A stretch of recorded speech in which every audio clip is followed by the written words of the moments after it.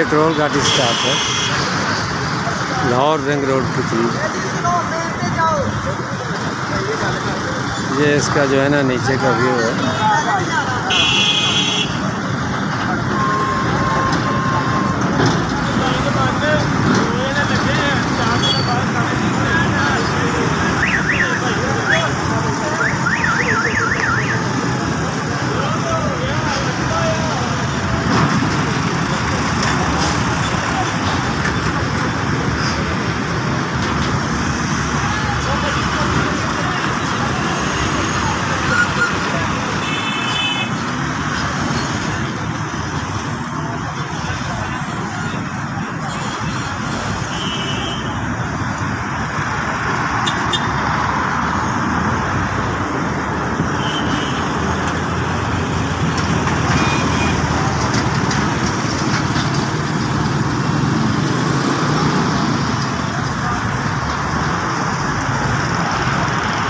ये साथ में घास मंडी है जहाँ मवेशी के लिए चारा लिया जाता है, तो सामने नजर आ।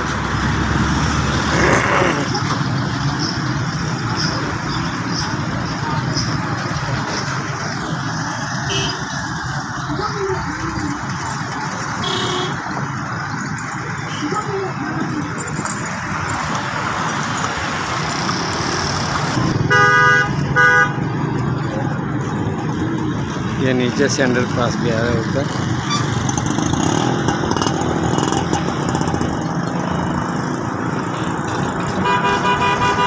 माशाल्लाह क्या खूबसूरत व्यू है। साथ में रिंग रोड है और उसके साथ सर्विस रोड भी ये जा रहा है।